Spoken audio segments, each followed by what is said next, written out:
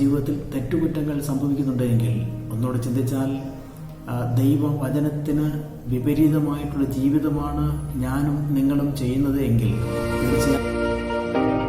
ഇരുൾ അടഞ്ഞ വഴികളിൽ തിരുനാളമാകുവാൻ ഇന്നത്തെ ചിന്ത.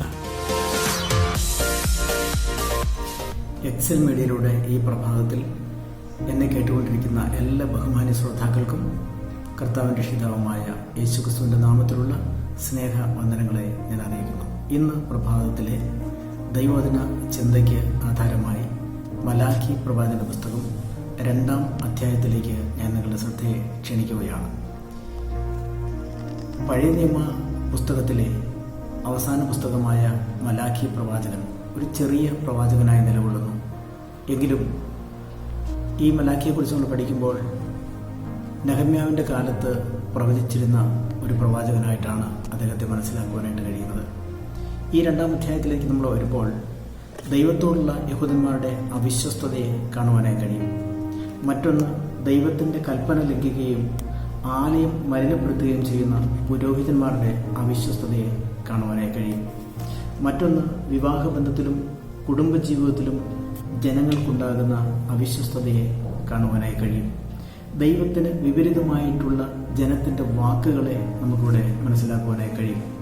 ഇതിൻ്റെ 1-ാമത്തെ വാക്യം മുതൽ നമ്മൾ വായിച്ചു തുടങ്ങുന്നത് എങ്ങനെയാണ്? ഇപ്പോഴും പുരോഹിതന്മാരെ, ഈ ആജ്ഞ നിങ്ങളോടാകുന്നു, നിങ്ങൾ കേട്ടനുസരിക്കുകയും എൻ്റെ നാമത്തിന് മഹത്വം കൊടുപ്പാൻ തക്കവണ്ണം മനസ്സ് വയ്ക്കുകയും ചെയ്യാഞ്ഞാൽ ഞാൻ നിങ്ങളുടെ മേൽ ശാപമയച്ച് നിങ്ങൾക്കുള്ള അനുഗ്രഹങ്ങളെ ശപിക്കും എന്ന് ദൈവം അരുളി ചെയ്യുകയാണ്. അതിൻ്റെ 7-ാമത്തെ 7-8 വാക്യങ്ങൾ നമ്മൾ വായിക്കുമ്പോൾ, പുരോഹിതൻ സൈന്യങ്ങളുടെ യഹോവയുടെ ദൂതനാകിയാൽ അവൻ്റെ അധരങ്ങൾ പരിജ്ഞാനം സൂക്ഷിച്ച് വയ്ക്കേണ്ടതും ഉപദേശം അവനോട് ചോദിച്ച് പഠിക്കേണ്ടതുമല്ലോ. നിങ്ങളോ വഴി വിട്ടുമാറി പലരെയും ഉപദേശത്താൽ ഇടറുമാറാക്കി ലേവിയുടെ നിയമം നശിപ്പിച്ചിരിക്കുന്നു എന്ന് ഇവിടെ ദൈവം സംസാരിക്കുകയാണ്. നമുക്കറിയാം, ഇന്നത്തെ കാലഘട്ടത്തെ കണ്ടുകൊണ്ടാണോ മലാഖി പ്രവാചകൻ പ്രവചിച്ചത് എന്ന് നമുക്ക് തോന്നിപ്പോകുന്ന വിധത്തിലുള്ള കാര്യങ്ങളാണ് നമുക്കിവിടെ മനസ്സിലാക്കുവാനായി കഴിയുന്നത്. യിരെമ്യാ പ്രവാചക പുസ്തകം പഠിക്കുമ്പോൾ യിരെമ്യാ പ്രവാചകന്റെ പുസ്തകം 5-ാം അധ്യായം 31-ാമത്തെ വാക്യത്തിൽ ഇങ്ങനെ വായിക്കുന്നു: പ്രവാചകന്മാർ വ്യാജമായി പ്രവചിക്കുന്നു, പുരോഹിതന്മാരും അവരോട് ഒരു കൈയായി നിന്ന് അധികാരം നടത്തുന്നു. എൻ്റെ ജനത്തിനോ അതിഷ്ടമാകുന്നു, ഒടുക്കം നിങ്ങൾ എന്ത് ചെയ്യും? നോക്കൂ, ഇവിടെ പ്രവാചകന്മാർ വ്യാജമായി പ്രവചിക്കുന്നു, പുരോഹിതന്മാരും അവരോട് ചേർന്ന് നിന്നുകൊണ്ട് പ്രവർത്തിക്കുന്നു. എന്നാൽ ജനത്തെ സംബന്ധിച്ചിടത്തോളം അവർക്ക് ഇത് വലിയ സന്തോഷമായിട്ടാണ് മനസ്സിലാക്കുവാനായിട്ട് കഴിയുന്നത്. ഈ കാലഘട്ടത്തിലും അപ്രകാരമുള്ള കാര്യങ്ങളാണ് നമുക്ക് ഈ ലോകത്തിൽ കാണുവാനായിട്ട് കഴിയുന്നത്. നോക്കുക, ദൈവവചനത്തെ വളരെ വ്യക്തമായിട്ട് മനസ്സിലാക്കുകയാണ് ഈ ഒരു അന്ത്യകാലത്തെക്കുറിച്ച്. ഈ മലാഖി പ്രവാചക പുസ്തകത്തിൽ വളരെ വ്യക്തമായി ഒരു അന്ത്യകാലത്തെയും ചൂണ്ടിക്കാണിക്കുന്നുണ്ട്.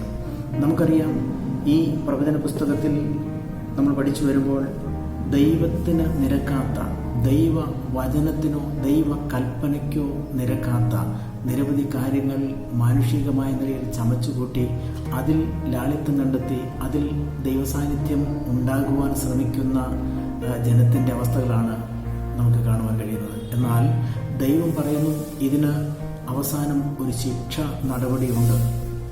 നാം ഇപ്പോൾ ദൈവം ശിക്ഷിക്കുന്നില്ല എന്ന് കരുതി പലപ്പോഴും അതേ ചെയ്തുകൊണ്ടിരിക്കുന്ന അതേ പ്രവൃത്തിയിൽ തന്നെ തുടർന്നുകൊണ്ടിരിക്കുന്ന ഒരവസ്ഥയാണ് നമുക്ക് മനസ്സിലാക്കാൻ കഴിയുന്നത്. പ്രിയമുള്ളവരെ, നമ്മുടെ ജീവിതത്തിൽ തെറ്റുകുറ്റങ്ങൾ സംഭവിക്കുന്നുണ്ടെങ്കിൽ ഒന്നുകൂടെ ചിന്തിച്ചാൽ ദൈവവചനത്തിന് വിപരീതമായിട്ടുള്ള ജീവിതമാണ് ഞാനും നിങ്ങളും ചെയ്യുന്നത് എങ്കിൽ തീർച്ചയായും മുഖം നോക്കാതെ ശിക്ഷിക്കാൻ കഴിവുള്ള സർവശക്തനെയാണ് വിശുദ്ധ തിരുവെഴുത്ത് വെളിപ്പെടുത്തുന്നത്.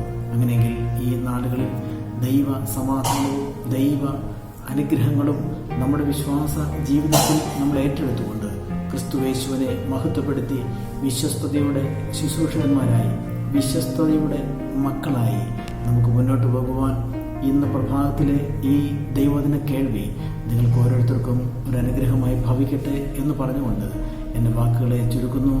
ഈ വചനങ്ങളാൽ ദൈവം നമ്മെല്ലാവരെയും അനുഗ്രഹിക്കുമാറാകട്ടെ.